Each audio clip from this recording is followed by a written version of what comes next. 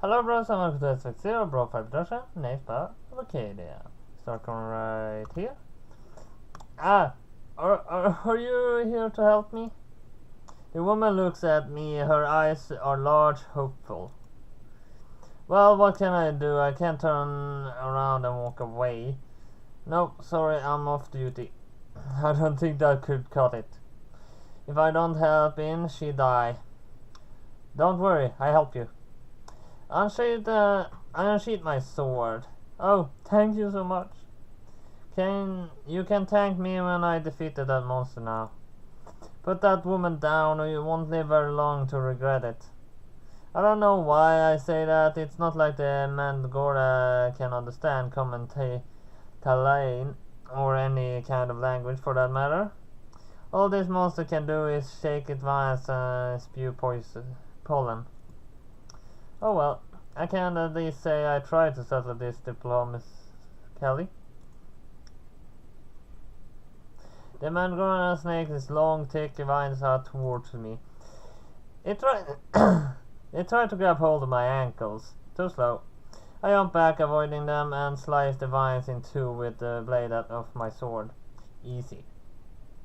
The severed vines begin to leak sticky sap, and rage perhaps in pain. The Mandgora starts shifting. Swaying it sends more vines after me. And I dodge them all and dispose of them with the sightless flick of my breast. Slice, slice, slice. The Mandgora can't move very fast. It's rotted to the ground. Though the vines are long, it has a limited range. I dance about the monster with my impeccable hair stretching behind me. I should really cut and sever each and every vine. Whoa, you're so amazing, Lady Knight. Be quiet, you're distracting me. Oh, sorry. I guess I cheer you on quietly from inside my heart. Now the trout-crazed, half-mad with pain, the giant flower monster spurts out pollen. Thick waves of the stuff, bright yellow. I don't know what the pollen does. I don't want to sacrifice my body to find out. I am back. I'm out of the pollen's range, at least the worst of it. Now, how do I approach this monster?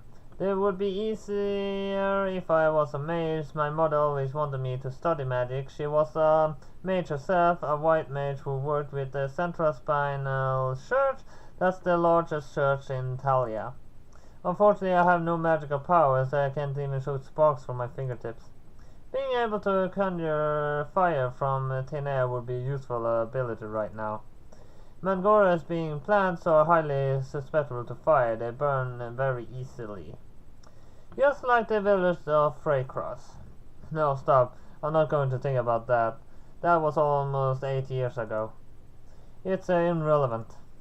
I know my eyes at such a situation. The Mandgora is still covered in the veil of yellow pollen. I can tell it is leafy vegetation. Mine, if indeed it was a mine, that it thinks it's outsmarted me. The monster's vines dig even tighter into the captive at the moment. It's trying to squeeze her to death. Ah! The girl gasps. It sounds like she is suffering. I can't allow that. I won't allow that. Maybe this will work. I swing my sword hard, displace the air, clearing out the thin path of pollen between me and the Mandragora. The Mandragora shifts its large flower head, turning my direction, but it's already too late. Here! I rush forward, dashing through the slim opening in my striker. I forted and jumped the Mandragora, panicking, sends a berry of vines after me. How many vines does that thing have? But I ignore them. Focus on the flower. I bring the sword down. My blade splits right through the large open flower and the center of the Mandragora. The Mandragora and treasure. What the fuck? The Mandragora thrashes in pain. Its vines crumple into themselves. The young woman is released. She falls through the air and dashes forward to catch her in my arms.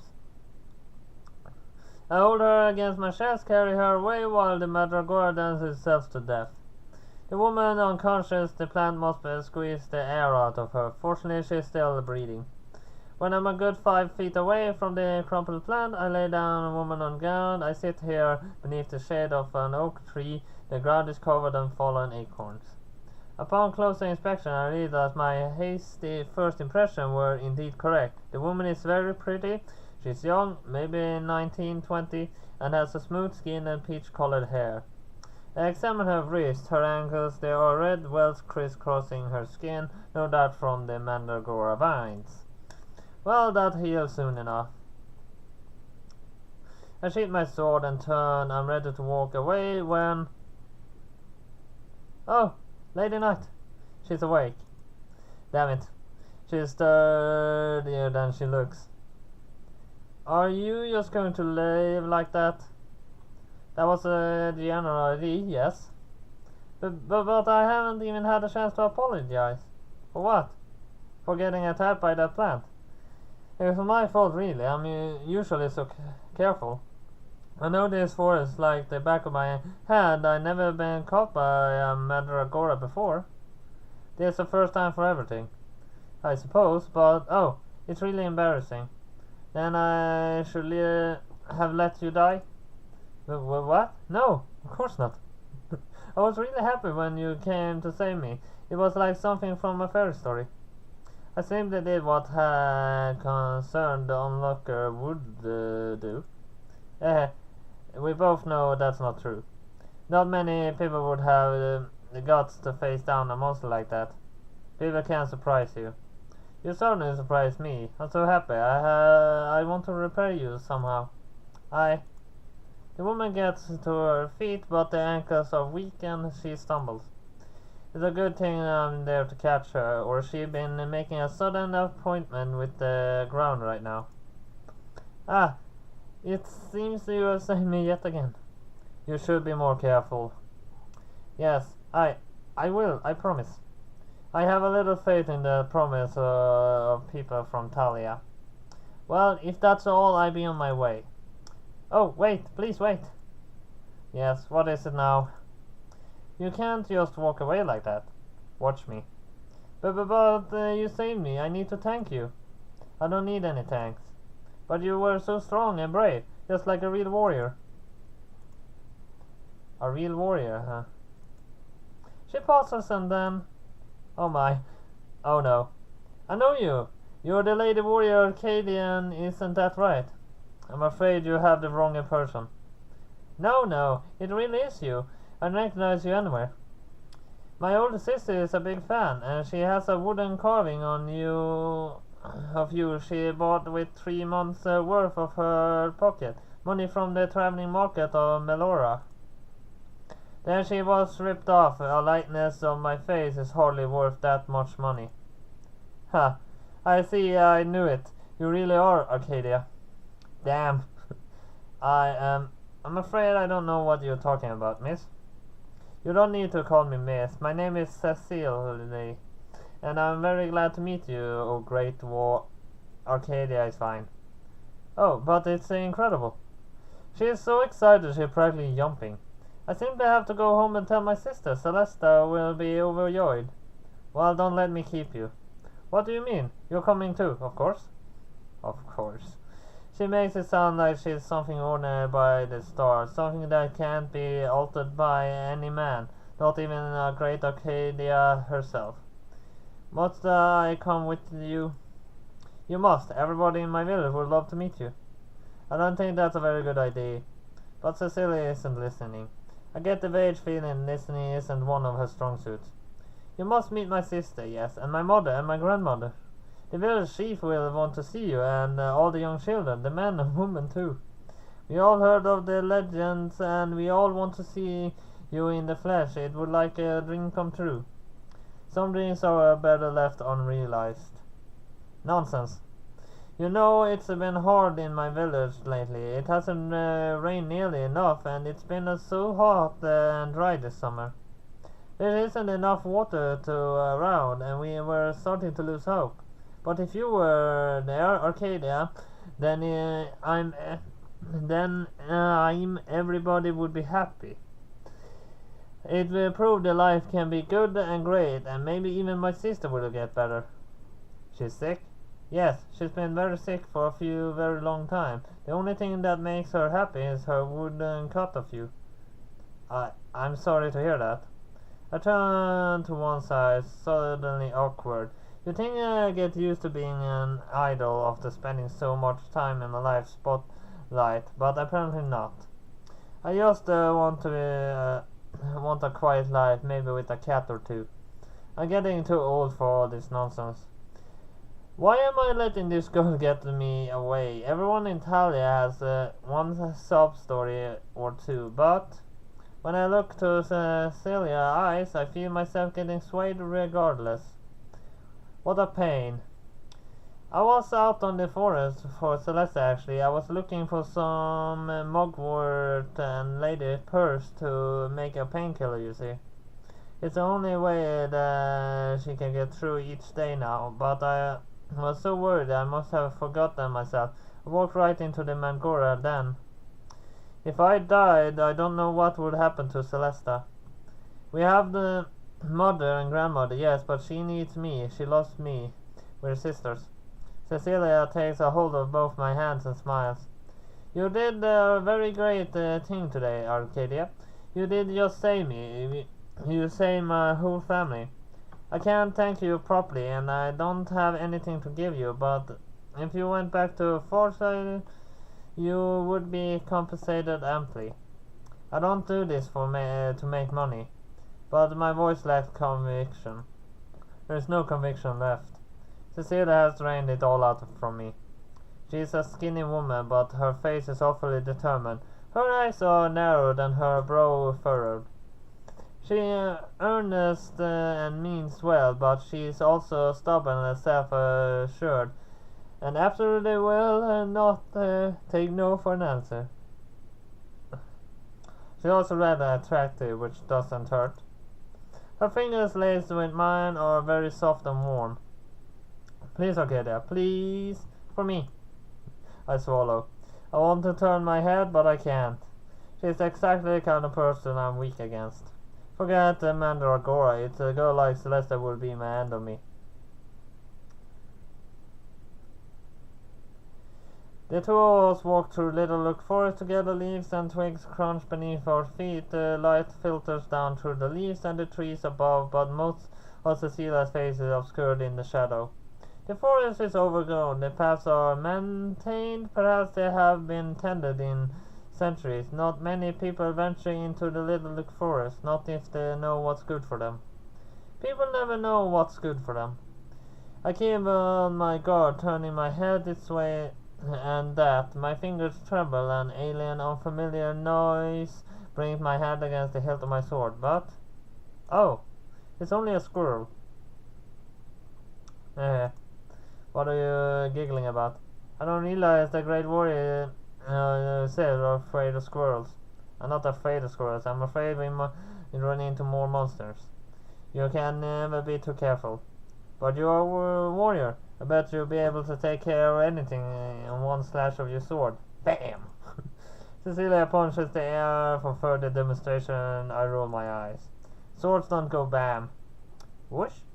I suppose that's better, but it isn't the point. I'm not worried about myself. I'm worried about you. What do you mean? If you were with me, you're under my protection. I need to keep you safe. That's why I have to be careful. Oh, don't worry, Arcadia. I live in these woods. I've been playing in here since I was a little girl. I can look after myself. But you still got ensnared by the Mandragora. It was one off. I'll be more careful next time, I Cecilia shrieks in alarm. She pitches forward. I reach out, catching her before she falls from in to the forest floor.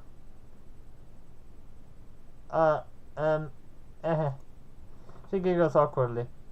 I I tripped over a tree root. I could tell. I guess I was too off. You really are clumsy. I can take my eyes off you for a second. I would be fine without you. Really, it's not a big deal. Then I won't catch you next time you fall. Boo. Cecilia puffs her cheeks. You're mean. I know. No, you're not supposed to agree with me, but it's the truth. So the village of yours? Forside. Alright, Forside. That's a nice unassuming name for a village. How far away is it? It's not that far, it's just down this path. That's what you've been saying for the last half hour. Well, maybe it's a little further than I said. How much further exactly? 3 hours? 3 hours? Give or take. Why were you so far away from home to begin with? Like I said, I was gathering ingredients for last time, mugwort and lady's purse. Don't they have mugwort and lady's purse a little closer to home? They did, but there's a drought. Most of the plants are too withered to be of any use. I had to look a little deeper. For 3 hours? Yep, it's nothing. I'm not adventurous. You must love your sister a lot. I don't love her, I adore her. Nobody else in my family can gather these herbs for Celestine's mother needs to attend the family business and grandma is way too old. I'm the only one who can help and I'm doing it all I can. I have to. You must have been walking for a long time already. Don't you feel hurt? A little, but it's no big deal. I can handle this much.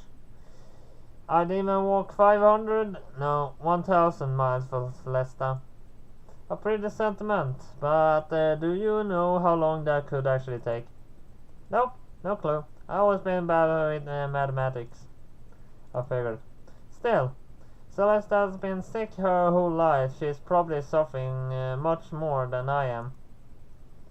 If she can handle being in near consistent pain for years and years, I should be able to handle a little bit of walking. It's not only 3 hours. 6 if you count both ways. Yeah, 6 hours, that's nothing. When you were still in the army, you must have marched much more than every day, right? I remember their long march to Kada. I took almost a week to get there. As soon as we arrived, we were thrown into battle. We didn't have time to rest or weary legs. We were dying on our feet before we even arrived. Still, we somehow managed to win. People say our victory rests solely on my shoulders. The soldiers of Kadaf, the few that survived, said I was like a force of nature, not a young girl at all. I must have cut down more than 100 men and 100 enemy soldiers, all the while avoiding their blows and magical bullets. Lucy wasn't so lucky. I shake my head. I marched for that long, yes, it's different for you. Why? You're not a member of the army, you're not a soldier, you're just a girl. Well, I might be just a girl, but I'm older than you were when you went to Kadaf. It's a legend, you know, a famous story. Everybody says that you were the 10 years old.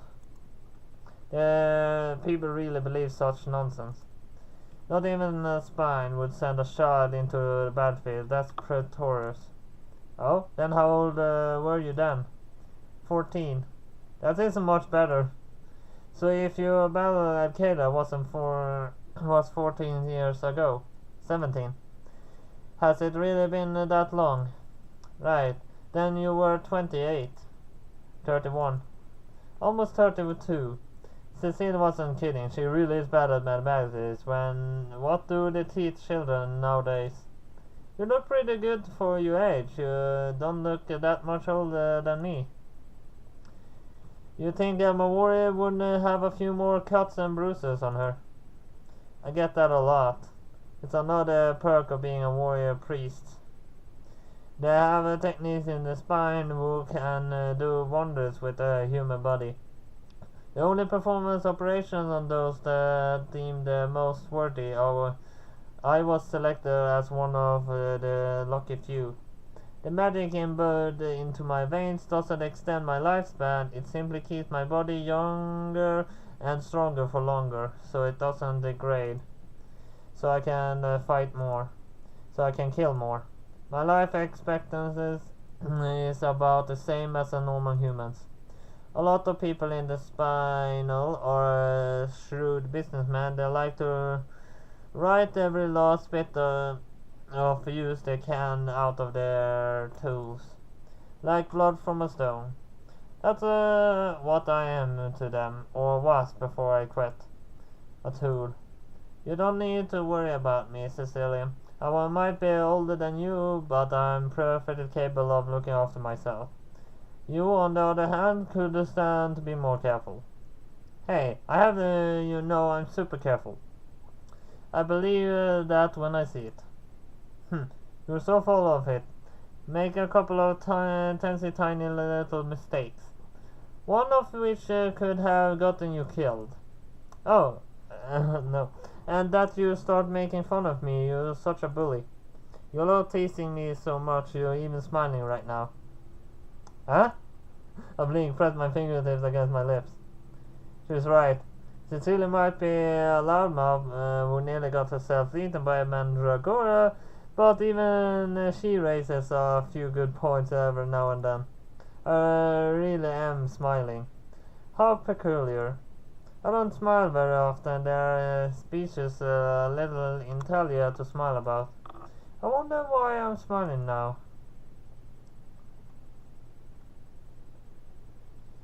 And we are finally here. Cecilia beams and plants her hands on her hips. Well, Arcadia, what do you think?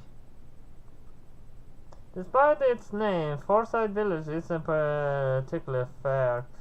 But maybe that's to be expected. It is one of the outskirts of Littlefolk Forest. After all, there are a lot of tall, twisted trees behind the buildings. Most are ash and hawthorn, I think. Other than that, Forsyth Village doesn't look much different from the innumerable other than small villages scattered across Talia. The houses have thatched roofs. There are dirt paths curving through the village, bordered by grass. The grass studded with mushrooms and wildflowers. Freezes, maybe buttercups. What are those small purple flowers? I'm not very good with flowers. It's not my area of expertise.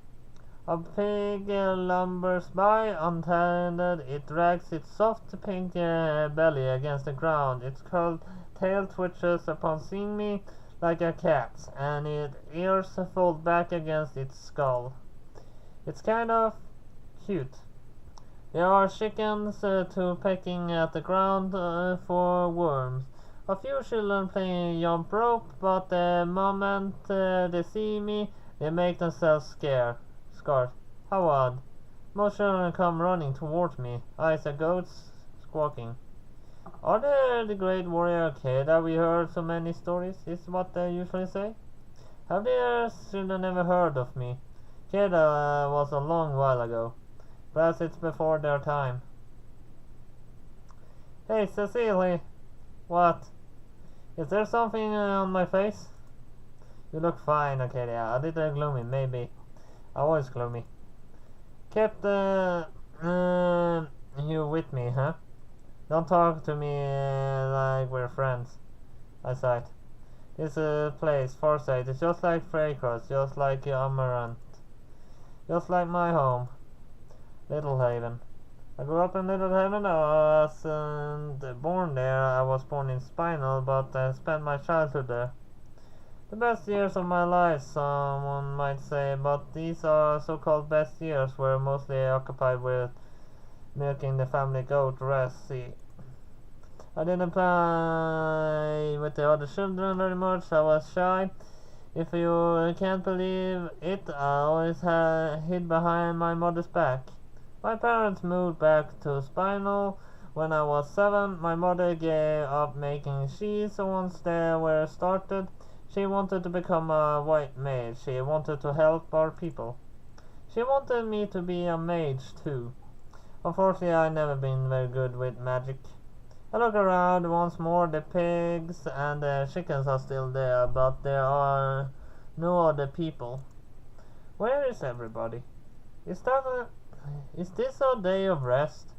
Well, it's such day. The elders will probably be at church. Church, right. There's a church in every single village. No matter how small in Talia, I think it's a law. It was passed by the high priestess Aurora, that de facto ruler of Talia. Queen Leda is supposed to be in charge, but she's nothing more than a figurehead. Everybody knows that the church has all powers. If you want, you can wait at my house. I can pour you a cup of tea. I'm not a fan of tea. Seriously? But I have all different kinds. There's a rosehip and pumpkin and... Please, baker, stop. I can only fit in so much information into my head, and catalog all the teas across Talia is not something I need to remember. Alright, fine. You mean you come with me? Sure. What do I have to lose? I'd do anything if it means Cecilia will start rebating in my ear. Oh, Arcadia, thank you so much. Cecilia grins and rolls up her sleeves. She flexes her non-existent muscles. I make you the best pumpkin tea you ever tasted. I never said I wanted pumpkin tea, but that's what you're going to get. I think it's most delicious tea we have. Fine. I'm not a big consumer of orange vegetables. My mother used to pinch my nose when I was younger. That forced the carrots inside my mouth when I opened it for air. My mother, despite being a white mage, was quite forceful. She would have made a good warrior. I think before the mother moved to Little Heaven, she was a warrior mage, but she never spoke about it. There's a lot I don't know about my family. Now it's too late to ask them. There's not a fit state to answer questions. Do I get a picture zone? Celia leads me down the dirt path, correctly skipping the skirts around the stray pig, does a neat loop up about the fountain and leads me through the house. I walk along behind her obediently. She walks and walks. The air starts to get colder. The house is thin out. There aren't as many trees around here either. I can't even see mountains in the distance. Are we going the right way? Of course, I could forget the way of my own house. I'm not so sure about that. Oh, you. Cecilia pokes me in the side. You're funny. I wasn't joking. I glance to my left and right, and my fingers start to twitch. It's the same feeling I get when I'm in imminent danger, when a monster is going to attack. Are we nearly there yet, Cecily? Almost. I sniff the air. I can smell vanilla pods, lavender, and the faint embers of leftover fire. Well, there's nothing so unusual about that. I glance to the ground and... I blink.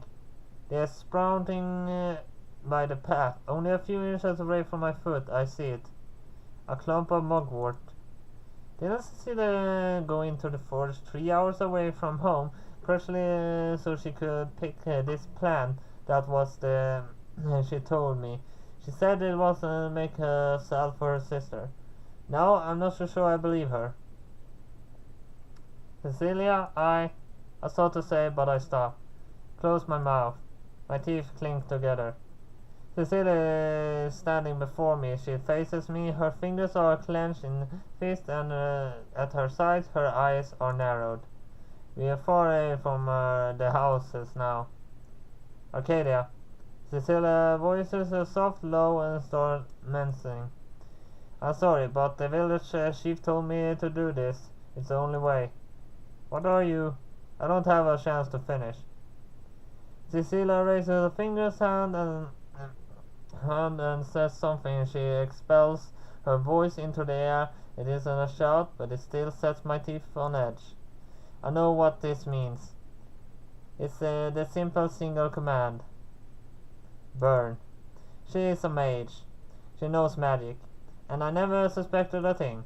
That's why I'm so slow to react.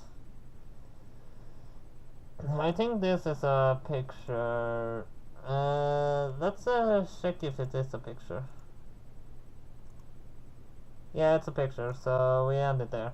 So at least that was all I had for Arcadia this time. Hit like and subscribe. I'll see you next time. BroFive!